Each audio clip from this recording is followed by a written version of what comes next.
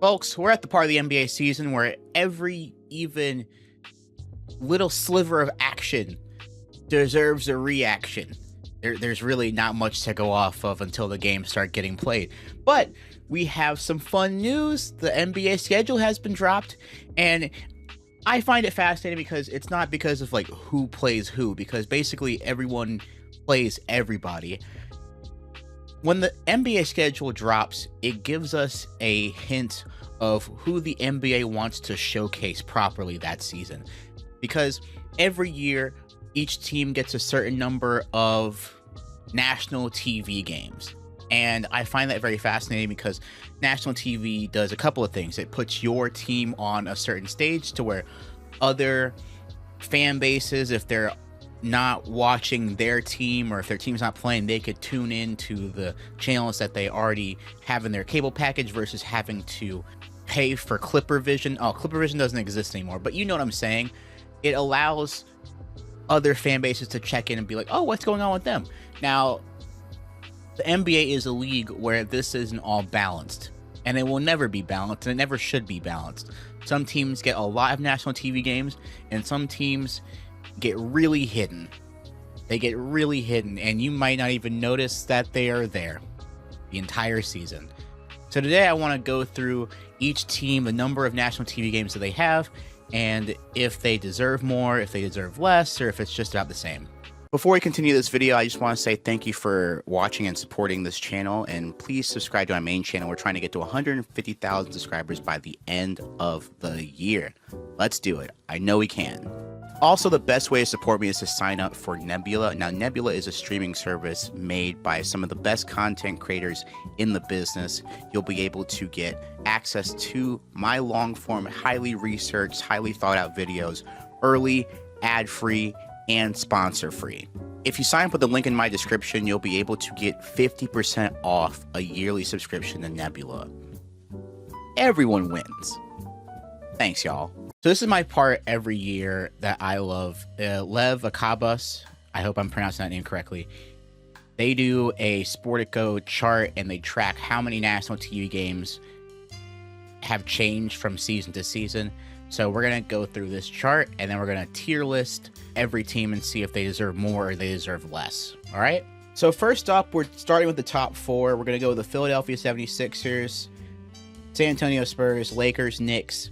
And I don't think I have a problem with the Sixers or Spurs or the Lakers or the Knicks. I think that that's fine. Knicks and Lakers are always going to get the most.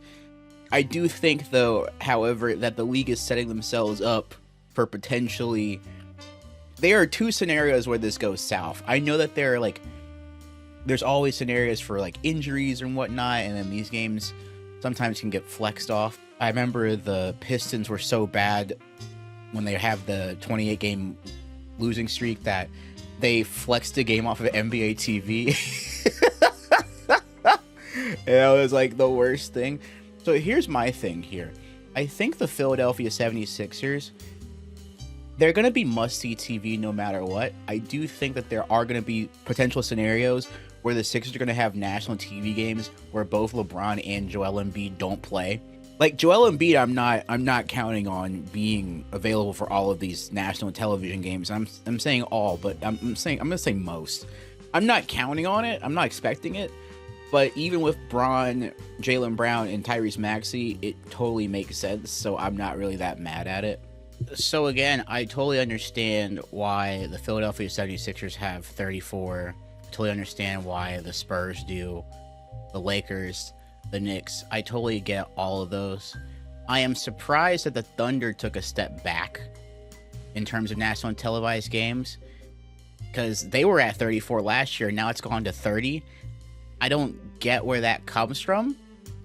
That is a fascinating thing to see, though. I will say that. Now, I feel like some of this is the LeBron effect being like, now that LeBron has left the Lakers, we have to give Philly all the national TV games, and they have to be taken from somewhere. That's all I'm getting here, which is totally fine. So for that, I'm going to put the Sixers in. Yeah, perfect. I don't have any complaints for the top four here. Knicks, Sixers, Lakers, Spurs, they all make sense. Damn, there's some big logos. Yeah, those all make sense there. I have no problem with that. Now we're going to go... Oh, and the Thunder. The Thunder, I'm going to put at... Thunder, I'm totally fine with them having 30 as well. The Denver Nuggets are going from 20... I think that's 26 to 28. I don't hate this. I just don't know what has changed here. I feel like that's just such a minute change. They still have Jokic, one of the more fun players to watch in the league. So I don't exactly hate this. I think this is perfectly fine. So we're going to put them in. That's perfect. The Golden State Warriors, they're going back from 34 games to 28 games. Now, the Golden State Warriors are always going to get a lot of games because of the Steph Curry effect. But, dude, if Steph Curry gets hurt this season and we get subjected to Curryless Warriors basketball on national TV, I don't know, man. That's just going to be absolutely brutal. And it sucks. It sucks that the league is like, dude, you're going to watch Steph Curry with no help for years and you're going to like it. You're going to watch it on Christmas. You're going to watch it on New Year's. I'm making that up. But yeah, I don't know, man. This is fine. Warriors, actually, no. Warriors, they put the Warriors in like 24 national TV games. I'm with that here. Yeah, I totally get that. But 28, I'm like, dang. Now, the Celtics are going from 25 to 27. I guess they think that now that Tatum's back, Tatum's more of a draw than just a Jaylen Brownless Celtics. So that's fair. 27 is about right here. I get that. A lot of people at the top, I think that's fine. The Timberwolves going down. The Timberwolves basically being unaffected national TV-wise, despite getting LaMelo Ball, I think is a mistake. I think that the Timberwolves should be in the 30s. And that's because I like fun. And if you think that that's not going to be fun, I don't know what to tell you. I think the Timberwolves should have more national TV games. And they just got a rebrand, so their jerseys are always going to look cool. That is the easiest stuff. You got LaMelo Ball, Anthony Edwards. I would not be surprised if Minnesota Timberwolves games start getting flexed on a national TV during the course of the season. All right. Okay, the Miami Heat are going from 5 to 25. They're going from 5 to 25. And of course, this is the Giannis effect.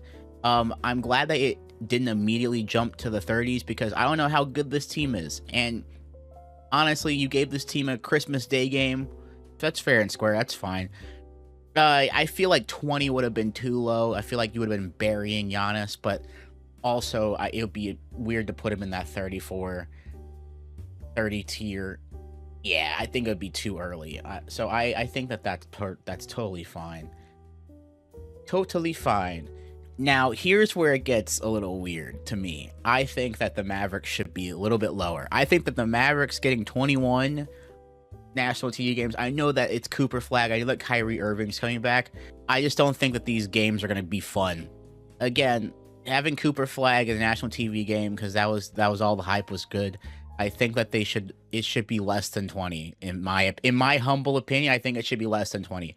I think there are better teams, more fun teams that should definitely be getting more attention. I think the Dallas Mavericks should have less national TV games. I'm sorry. Houston Rockets are going from 28 to 21. So that means 21 national televised Kevin Durant games. And I think that that's fair. I think that the Houston Rockets last year were a very tough national TV watch for a lot of it. And Kevin Durant did the best he could. But they got a lot of work. Like, it's a putrid offense that they have to watch time in and time out. Like, I get it. Amen Thompson is, I think, must-see TV. I think this is a League Pass alert team for sure. National TV, I don't know. I feel like the Timberwolves and Nuggets have kind of like, and the Heat, I think, took a lot of, not directly, but they had to take the game somewhere, and I think that the Rockets are the team to take some games from. So the Rockets lost 7 national TV games, but I do think that it's gonna be with like Van Vliet, with Adams back. I think it's gonna be more watchable, more palatable offense. So I think that's going to be fine, but I'm not sure. So I'm going to put the Rockets.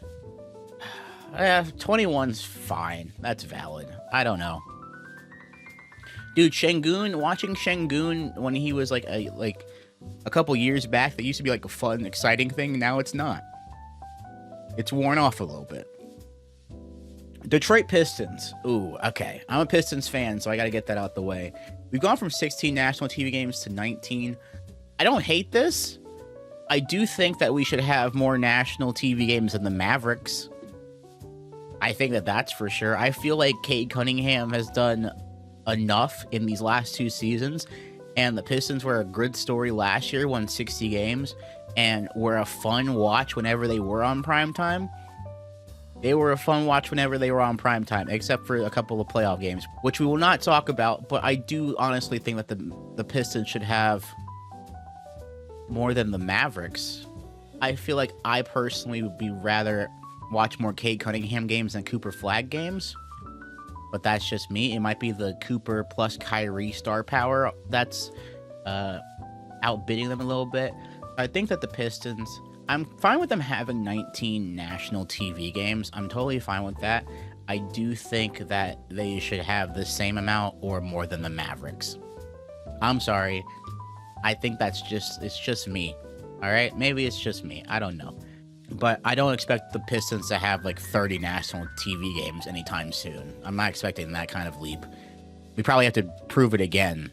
We probably either have to prove it again or go like really deep into this year's playoffs to actually be taken seriously as a national TV game contender. Now, a big drop here has been the Cavs going from 24 games to 17 national TV games. I was not expecting their national TV games to drop after trading away Darius Garland and getting James Harden. I thought that James Harden would have them at least be the same amount of national TV games, and this is a team that just made the Eastern Conference Finals. Like, they're running a lot of it back. Donovan Mitchell is an exciting player. He's one of the marketable, like, new faces of that era. Like, he's a prominent face in the NBA, so I'm very surprised that they only have 17 games. I think the Cavs should have a little bit more. Just a little. Like, if they were over 20, and I think they should have like 23, 24 games nationally televised. So I think that's just, dropping down, that's kind of crazy. All right, the Pacers, I understand why they have 11, but we cannot act surprised once again when the Pacers are really good in the regular season. We can't be surprised because the NBA once again has them being invisible. Not invisible. 11's kind of not visible. But I feel like the NBA is kind of just waiting to see if Halliburton, how good this Pacers team is with Halliburton, and if Halliburton pops off with the Pacers, like nothing happens. Like, there wasn't like a whole gap year for this Pacers team, and we're gonna be like, this team's gonna be a league pass team because they're gonna be fun. Halliburton's fun. I think they should have more than 11 national TV games, and I understand it goes year to year, but I think that if Halliburton is back to his self, that team is at least going to be watchable. Blazers going from 7 to 11. Now, the Blazers I get because there's a lot going for them. You have Jrue Holiday, you have Dame, you have Ja Morant and Dame and Scoot. 11 national TV games. I'm surprised it's that low, but I am also not. I'm also, that makes sense. That totally makes sense. They also have Denny, so this team has a potential with all the explosive and fun guards with Shaedon Sharpe and stuff. This team has the potential to be a very watchable league pass team, and I understand why they don't have that many national TV games. I think I would give them like 15 if I could. I think I would give them 15. Just a little bit more. Atlanta Hawks, 10. I'm conflicted here because I really like Jalen Johnson. I think that Lou Dort and Dyson Daniels are going to be locking up backcourts. I totally understand if the league thinks that that's not like sexy enough to be a national televised mainstay, I totally understand that. 10 games, I think it's a little bit too low. I think the Hawks are they're going to be more fun than we think. I think it's fair. Phoenix Suns, 9 games. Yeah. I think it's fine. You have Devin Booker, and yeah, Devin Booker in any other situation gets more nationally televised games, but I have no idea how good Phoenix is going to be this year. And it's like you got Devin Booker, you got Bridges, you got Dylan Brooks, you got Malawak. I think a lot more hinges on how good this team will be versus like, so I think 9's appropriate. Now the Clippers are going from 22 to 8 because there's no Kawhi. Now what's fascinating here is that the Raptors only get 7 national TV games here. But the Clippers going down to 8 totally makes sense. They're a rebuilding team. They're a retooling team, not a rebuilding team. They're a retooling team. They get Ingram, they get Darius Garland. I think Darius Garland's going to be a league pass fun. He's one of my favorite point guards to watch. I think he has a top 2 handle in the league, in my opinion. And yeah, I don't think I see this team winning many games, but yeah, 8's fine. 8's perfectly fine. I might even give them less. It's whatever. Orlando Magic, I'm surprised that it drops from 14 to 8. I think the Orlando Magic are going to be more fun than 8 games. I really do. I think this will be the first year that Franz, Paolo, and Bane are going to all play together for a long amount of time. Last year, they kind of just like kept flip-flopping between like 2 of the 3 of them being available. So I think that they're more fun than 8. But I totally understand that we do have other teams to feed in terms of that. So 8 it sucks. I think I would give the Orlando Magic maybe 11. All right. Now the Toronto Raptors are going from, is this 3? I think they're going from 3 to 7. Okay. If they get Kawhi, I would want to see this maybe at 14 to 15, because then you'd be like, oh, Scotty Barnes and Kawhi. And again, if this team takes it by storm, I think that they would deserve. I would like to see them have more. I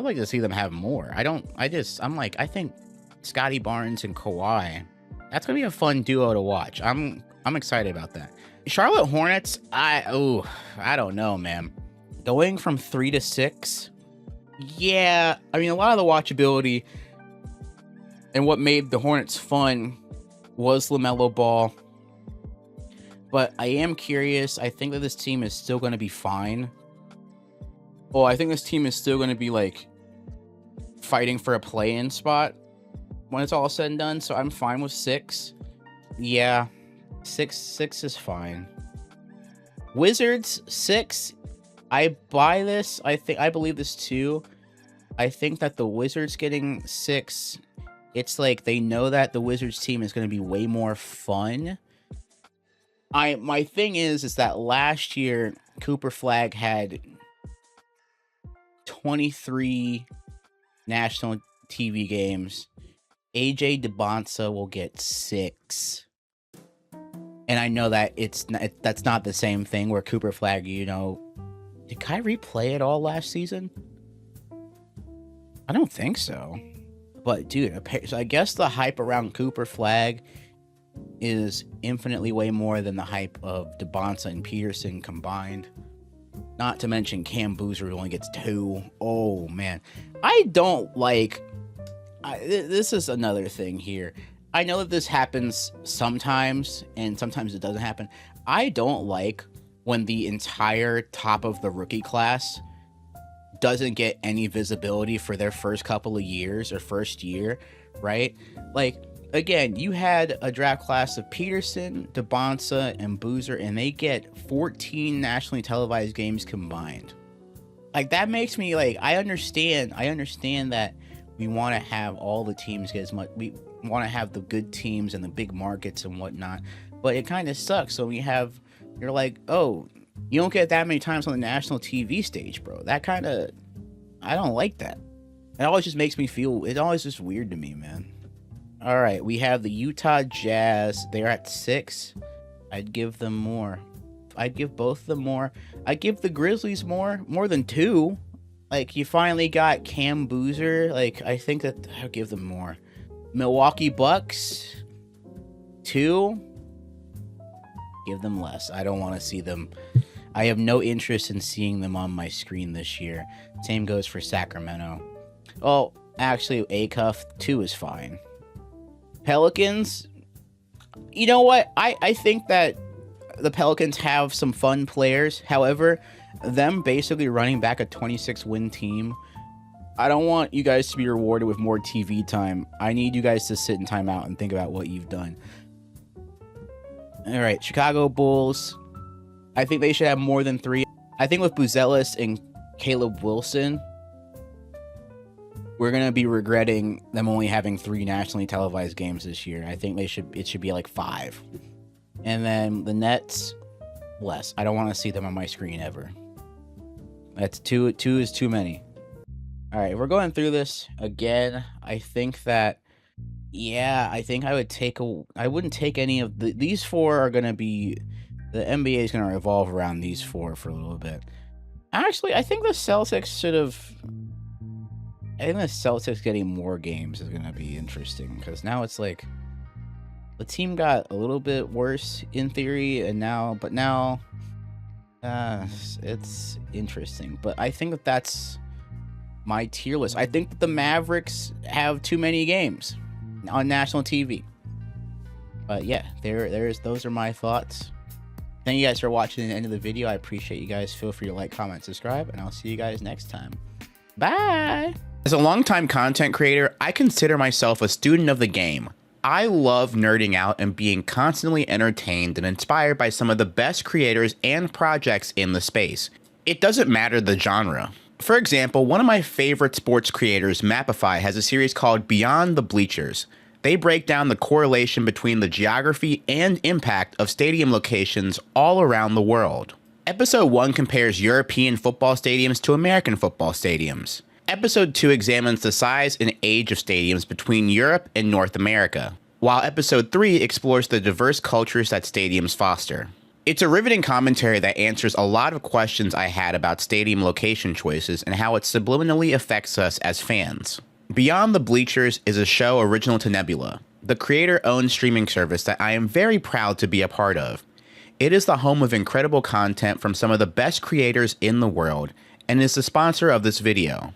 The best way to support me is by signing up for Nebula with my link. There are multiple plans that you can do to help support me. There's the one-time lifetime payment of $300, where you get Nebula forever. But if you want to go year by year, that's more than fine too. With my link, you can get a special discount for the annual plan while supporting me directly in the process. A nice portion of that money will go directly to me as long as you are subscribed. That helps me with the consistency and quantity of the content that you'll get from me. Support me and the many other awesome creators today by signing up for Nebula today. Thanks for watching, y'all.